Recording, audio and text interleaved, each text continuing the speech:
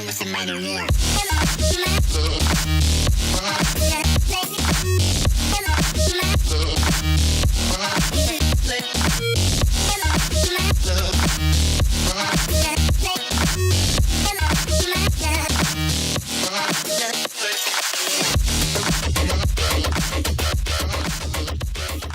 guys, it's Audrey and welcome back to my channel. So recently I held a poll on my Twitter and also asked you guys on my Snapchat if you guys would like to see a hair dyeing tutorial, and most of you were very favorable on the idea, and that's what I'm here to show you guys today. So if you'd like to know how I get rid of semi-permanent or permanent colors in my hair, or the routine that I always use when I dye a new color on my hair, then keep on watching. So the brand that I'll be using today in my tutorial is the brand that I highly rave about on all of my social media, and it is Arctic Fox's hair dye.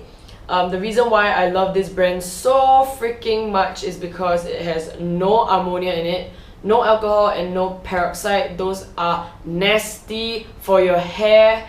And also, this product is 100% animal cruelty free and vegan. And also, not to mention that 15% of the money they earn goes to a animal sanctuary, so you know that you're getting like vibrant as shit hair and also like doing good deeds for these animals. I would also like to mention that when I first started using Arctic Fox hair colors, my hair wasn't like platinum blonde but more of like a light brown color. So while it is necessary for you to have pre-lightened hair, you don't have to like make it platinum blonde. Jumping right into making the mixture that will help us strip some color off the hair, I'm just taking 10 vitamin C tablets. These are the 1000 mg ones. I'm just crushing them up into a powder form so that they will mix easily with the shampoo, and also that it can be spread more evenly throughout the hair later on. I didn't measure how much shampoo I use. I just use however much I need. If you have longer hair, you can use more, and if you have shorter hair, you can use less. After pouring out the shampoo, you want to mix the powder and the shampoo very thoroughly.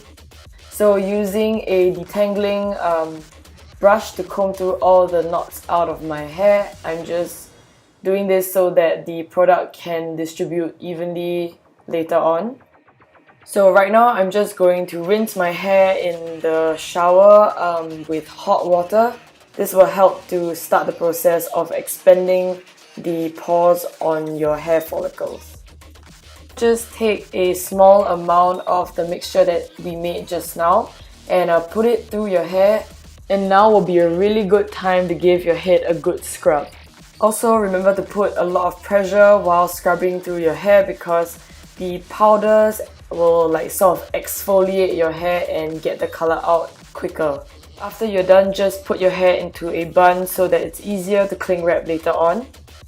And finally, just take a cling wrap and wrap your head a few times. I wrap my head usually about 3 to 4 times to ensure that everything is tight and nicely locked in. This also helps to retain the heat so that the chemicals can work better.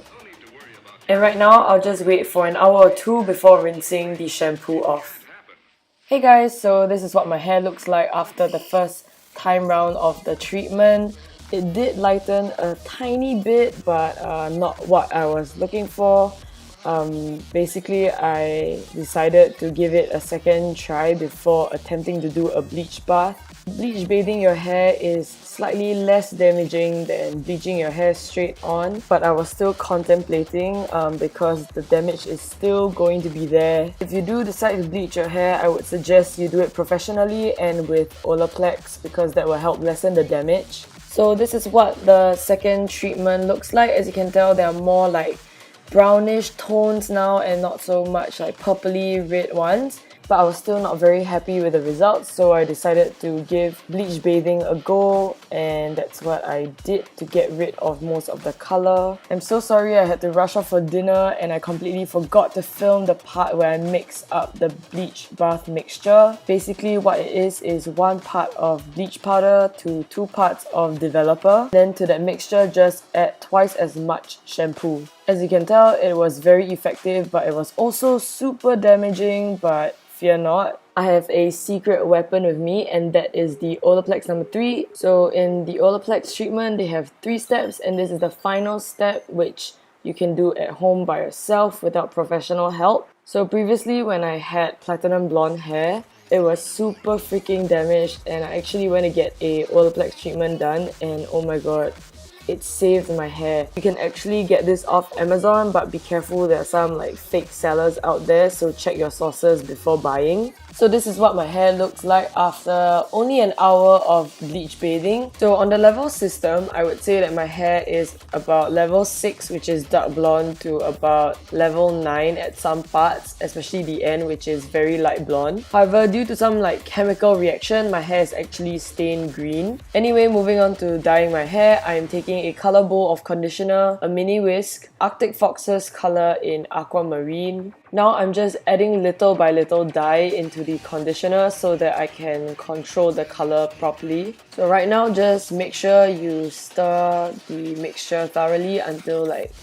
every bit of conditioner is mixed together with the dye. So after mixing for a while, I decided this is the color that I wanted on my hair. So what you need to apply the dye is this brush comb hybrid thing, and also a pair of gloves so that you don't stain your fingers. You might also like to grab a few giant clips so that you can keep your hair parted. I typically like to start off by parting a top and bottom section. After clipping away the top part, I will split the bottom into 2 sections.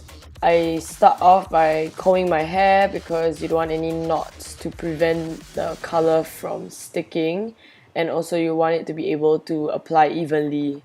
So after I comb my hair, I will split these 2 sections into even smaller parts, as you can see, and start applying the dye. After applying 1 layer to the hair, I like to comb through. This is just a technique that I picked up from my father, who is a hairstylist. It's just to ensure that all the hairs are coated with the dye. I also like to sort of press the dye and massage it into the hair to ensure that it is fully saturated. So I'll just keep repeating these steps until I'm done dyeing my whole head of hair. Before you do your hair, make sure you have enough time to spare, because doing your hair, just dyeing it, can take up to 2 hours depending on your hair length, and also on top of that, processing it takes a minimum of 45 minutes. If you do have any leftover dye in your color bowl, then be sure to go back and fully saturate your hair. After I'm done, I just take a rubber band and tie my hair into a bun so that it can process.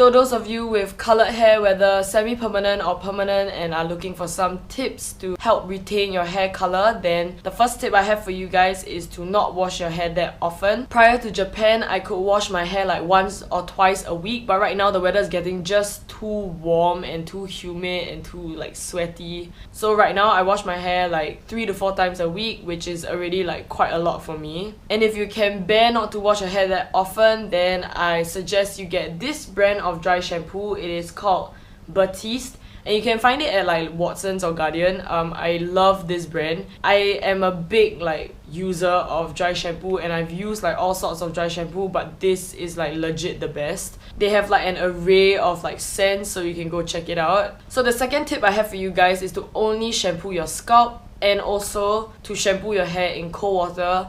When you shampoo your hair in cold water, it kind of constrict the pores on your hair, and that will prevent like color from slipping out. So what I typically do in the shower is I will take a small amount of shampoo, scrub my scalp only really clean, and then I will put a large amount of conditioner on my like where my dyed parts are, especially like the ends, cause it's like super dry.